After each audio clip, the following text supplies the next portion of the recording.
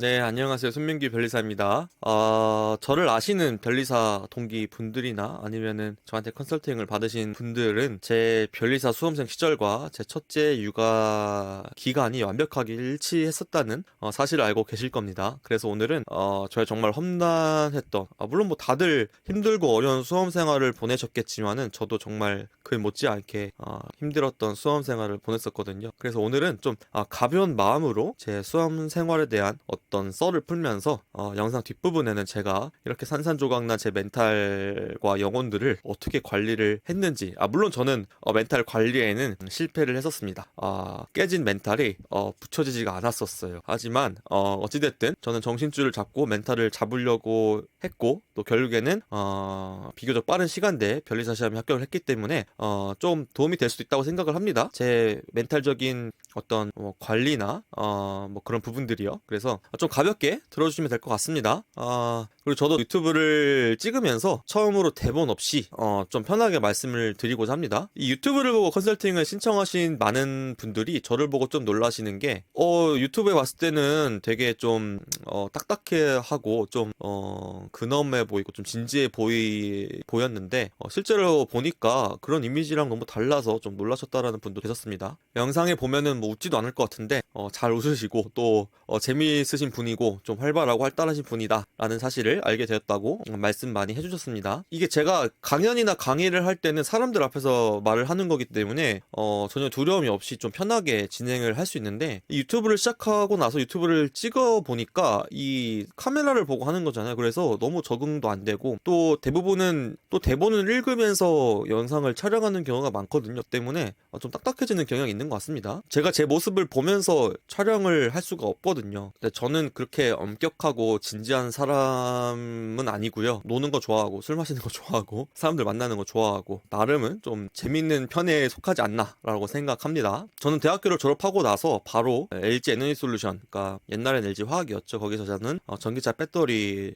개발자로 근무를 했었습니다. 2년 정도 근무를 했을 때 제가 이제 결혼을 했고요. 그리고 그때부터 제가 변리사 시험에 대해서 알게 돼가지고 변리사를 준비하려고 마음을 먹었을 때가 그때쯤이었습니다. 저도 회사를 다니면서 1차 정도는 붙고 퇴사를 하고 싶었는데, 저는 회사를 다니면서 공부가 잘 안 되더라고요. 일단은 출퇴근 시간이 3시간 정도 걸렸고, 또 결혼 준비도 좀 있었고, 또 해외 출장도 좀 잦았거든요. 그렇기 때문에 시도는 했었는데 거의 주 10시간 정도 공부 시간이 나왔어요. 하루가 아니라 주 10시간이 나왔더라고요. 그래서 저는 과감하게 포기하고 퇴사를 한 다음에 1차부터 차근차근 준비하자라고 결심을 했었습니다. 그래서 3년 정도 다니고 나서 퇴사를 결심을 했는데, 저희 부부가 애를 굉장히 좋아합니다. 그래서 애를 변리사 수험생 할 때 낳을까 아니면 변리사를 합격한 다음에 낳을까 참 고민을 많이 했었습니다. 그래서 저희 부부는 딱 2달 정도만 시도를 해보고 안 되면은 그냥 변리사 시험 다 끝나고 아기를 갖자라고 결정을 했었습니다. 그런데 2달 동안 시도를 했는데 안 되더라고요. 잘 그냥 포기하고 변리사 시험 끝나고 나서 갖자라고 생각을 했는데, 바로 그 다음 달에, 그러니까 퇴사가 확실하게 결정된 날에 임태기가 나왔어요. 네, 그러니까 대기업은 퇴사를 할 때 서명을 한 4개 정도를 받아야 돼요. 그래서 팀장, 뭐 임원, 그리고 부사장님한테까지 서명을 받아야 되거든요. 그러니까 부사장님한테까지 서명을 마지막으로 받으면은 이제 퇴사가 확정된다고 볼 수 있는데, 딱 부사장님께 대전에 가가지고 서명을 받은 날에 임태기가 나왔어요. 2줄인 것을 확인했죠. 참 그때 임태기를 본 제 심정은 마냥 좋지는 않았어요. 이게 변리사 시험 준비하는 것과는 별개로요, 이 갑작스럽게 임신이 되신 분들은 좀 아실 수도 있는데, 제가 그 당시에 29살, 30살 이때쯤이었거든요. 저희가 딱 느낀 거는 제가 이렇게 아직 어리고 미성숙한데 내가 아빠가 된다고? 라는 느낌이었습니다. 그 느낌을 저는 아직도 지울 수가 없는데, 어쨌든 그렇게 되면서 첫째 아이가 뱃속에 있으면서 저는 수험 생활을 시작하게 된 거죠. 결국에는 퇴사를 물을 수는 없었고요. 그리고 어느 정도 마음의 준비는 해놨었기 때문에 그대로 퇴사를 하고 시험 준비를 했었습니다. 그래서 퇴사를 하고 나서 시험 준비를 하는 와중에도 산부인과로 또 왔다 갔다 하고, 또 아기가 커가는 걸 보면서 이제 공부를 계속해서 이어나갔는데요. 변리사 시험은 매년 2월에 봅니다. 그런데 딱 4개월 전쯤에 애가 태어났어요. 그런데 그때부터 저는 정말 극심한 우울증에 빠지게 되었습니다. 애가 태어났는데 기뻐하지 못하는 제가 참 너무 원망스러웠고 자책감과 자괴감도 참 많이 들었습니다. 그리고 1차 시험이 다가오면서 저는 정말 두려웠거든요. 내가 잘 다니고 있는 회사, 저는 회사 정말 만족하면서 다녔었거든요. 있었거든요. 그런데 내가 뭘 믿고 회사를 나왔을까? 그냥 좋은 회사 잘 다니면서 무난하게 가정 꾸리고 했었으면 됐는데 내가 무슨 부귀영화를 누리겠다고 퇴사까지 하면서 내가 변리사 시험을 준비하고 있을까라는 생각이 일단 들었고, 또 아시는 분 아시겠지만 제 순공부 시간이 5시간, 6시간 정도밖에 안 됩니다. 그렇기 때문에 1차 시험 전에 정말 저는 시험이 떨어질 것 같아가지고 너무 불안했고요. 그리고 가정의 어떤 가장으로서, 그리고 아기의 아빠로서도 참 그 부담감과 책임감은 더 막중하고 가중했던 것 같아요. 그러니까 애를 보는데 우울한 거예요. 너무나도 애를 보면 기뻐해주고 사랑해줘도 부족한 시간인데 제가 너무 우울한 거예요. 그 우울한 제 모습을 보면서도 너무 자책을 하고, 네, 너무 힘들었었거든요, 정말. 그때 저는 이제 멘탈이 산산조각 난 걸 떠나서요, 저는 지인들한테도 그때 제 상황을 얘기를 하면요, 저는 멘탈이 아니라 약간 영혼이 좀 갈기갈기 찢어진 느낌, 영혼이 좀 파괴된 느낌, 네, 그런 느낌이었어. 해리포터 보면 뭐 호크룩스였나? 뭐 그런 느낌. 네, 영혼이 갈기갈기 쪼개져 있는 느낌이었어. 1차 시험 얼마 남지도 않았는데 떨어질 것 같고, 순공부 시간은 생각보다 안 나왔고, 그 당시에는 제 공부법에 대해서 확신이 없었거든요. 그리고 애는 태어났지, 와이프는 힘들어하지, 나는 잘 다니는 회사도 때려치고 나왔지. 저는 그리고 심지어 퇴사한 것도 제 부모님과 장인어른 장모님께 말씀드리지 않아서 걱정 끼쳐드리는 게 싫어가지고 지금 상상하기도 싫을 정도로요. 정말 너무 힘들었습니다, 진짜로. 네, 전 생생하게 기억이 나는데 매 순간순간이 정말 너무 디프레스드하고 너무 암울하고 너무 우울하고 너무 다크했어요. 그런데 결국에는 1차 시험을 제가 제 어떤 계획대로 딱 한 문제 차이로 붙었거든요. 저는 동차 시험 목표가 합격이었기 때문에 1차 시험을 간신히 통과하고 동차로 붙자라고 계획을 세웠었고요. 그래서 제 계획대로 1차 시험은 딱 한 문제 차이로 통과를 하고, 아깝게 동차 시험은 소수점 차이로 떨어졌지만은 그래도 나름 빠른 편에 속하는 기득으로 합격을 했었습니다. 자, 그래서 제 산산조각난 멘탈과 영혼들을 그 당시에 모으지는 못했어요. 네, 산산조각이 나버렸고 깨진 거를 모을 수 없을 정도로 너무 힘들었는데 1차 시험 붙고 나서는 저는 좀 이제 괜찮아졌거든요. 1차 시험을 붙으면서 일단 그 안도감, 그리고 논술형은 좀 자신 있었거든요. 그리고 내가 순공부 시간이 5시간, 6시간밖에 안 나오더라도 내가 갖고 있는 방향성과 내가 생각하고 있었던 공부법이 맞구나라는 확신이 들면서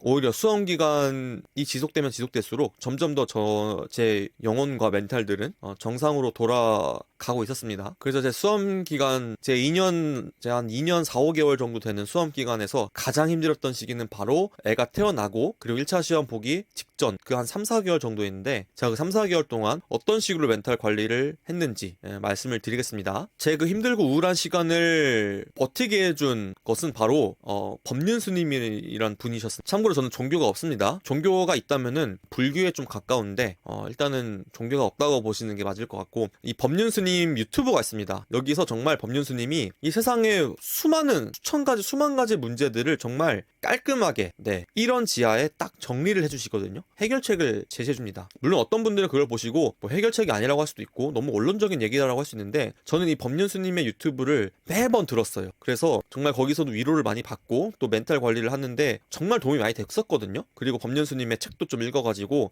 최대한 내 멘탈적인 부분들을 바로 잡고자, 그리고 관리하고자 노력을 많이 했었습니다. 그래서 일단 제가 경험하고 체험했던 걸 추천드리는 거니까요, 이 법륜스님 유튜브를 정말 저는 추천드립니다. 그리고 법륜스님 유튜브를 보면서 세상에는 참 다양한 사람들이 있고 또 나만 가장 힘든 게 아니구나, 네, 많은 사람들이 번뇌나 고민들로 참 힘들게 지내고 있구나 라는 것을 많이 느꼈습니다. 그리고 법륜스님과 연관되는 게 이제 108배라는 것은 이제 몸을 힘들게 해야 좀 잡생각이 사라진다는 개념으로 시도를 했는데요. 다만 108배는요 올바른 자세로 하셔야 됩니다. 이 잘못하면은 무릎이나 이런 연골들이 아작날 수 있어요. 그렇기 때문에 올바른 108배 자세는 유튜브에 많이 나와 있습니다. 그래서 참고하셔가지고 108배를 하는 것 추천드립니다. 몸이 힘드니까 진짜 잡생각이 좀 사라지더라고요. 군대 다녀오신 분들은 아실 거예요. 몸이 힘들면은 정말 잡생각이 사라지고, 몸이 힘든 부대는 부조리나 그런 악습이 없죠. 그리고 또 하나 말씀드리고 싶은 게 명상. 네, 이 명상은 머리를 비운다는 측면에서 정말 좋은 것 같습니다. 그래서 명상도 정말 추천드리는 것 중에 하나고, 이 과학적으로요 뇌를 쉬게 하는 가장 좋은 방법이 바로 멍 때리기입니다. 이 명상과 멍 때리기도 어떻게 보면 괴를 같이 한다고 볼 수 있을 것 같은데, 이 명상이나 멍 때리기도 정말 추천드리는 방법 중에 하나입니다. 그리고 저는 운동과 산책을 추천드리는데 그 중에서도 산책은 정말 강력하게 추천드립니다. 사람이 빛을 봐야 그 비타민도 돌고 또 호르몬도 잘 합성이 된다고 합니다. 그래서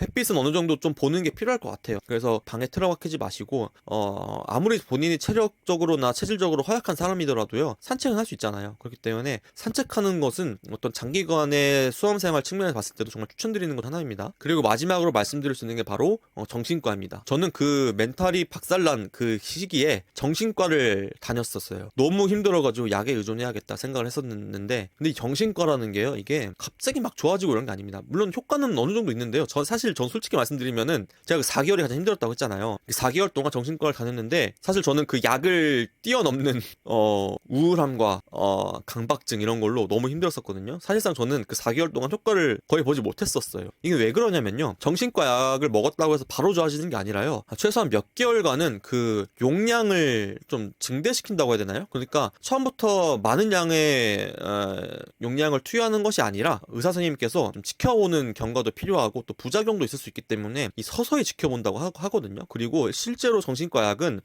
물론 단기간에 갑자기 좋아질 수 있는 약도 있지만은 그거는 정말 일시적인 거고, 정신과 약은 몇 개월 동안 꾸준하게 투약을 해야 그때야 비로소 효과를 볼 수 있다고 하는 게 대부분이라고 합니다. 그렇기 때문에 최소 몇 개월은 걸린다고 보셔야 됩니다. 그렇기 때문에 정신과는 최소 몇 개월은 걸린다고 생각하셔야 할 것 같습니다. 그래서 차라리 미리 가시거나요, 아니면은 처음부터 너무 큰 기대는 하지 마시되 정신과 선생님께 내가 힘들고 지금 고통받고 있는 것을 털어놓는다 라는 어떤 마인드로 접근하시는 것도 좋을 것 같습니다. 당장에 엄청나게 큰 효과를 기대하기는 어렵다. 네. 자, 그래서 오늘 영상에서 마지막으로 멘탈 관리법까지 말씀드렸는데요.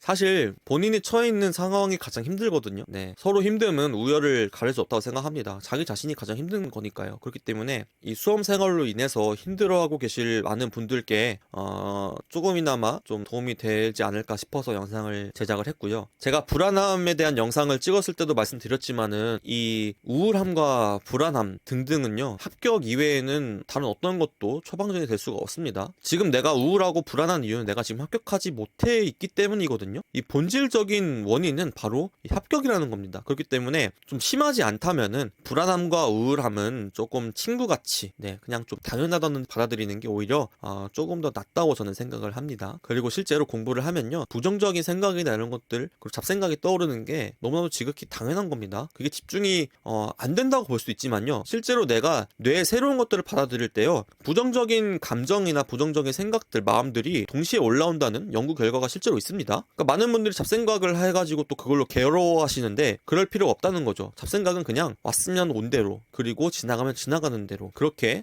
생각하시는 게 훨씬 더 마음 편하고요. 그리고 그게 당연한 겁니다. 그렇기 때문에 자책하지 마시고 잡생각을 하는과 동시에 공부를 하는 그런 느낌, 어떤 느낌인지 아시죠? 네, 그런 식으로 공부를 하시는 겁니다. 그래서 하루하루 묵묵하게 올바른 방향으로 걸어가신다면은 분명히 나중엔 합격으로 돌아올 것이라고 확신합니다. 그래서 힘드신 많은 분들 좀 힘내시고, 또 동기부여도 받으시고, 또 제가 말씀드린 멘탈 관리법도 참고하셔가지고 공부 꾸준히 이어나가겠습니다. 네, 이상 손민기 변호사였습니다. 감사합니다.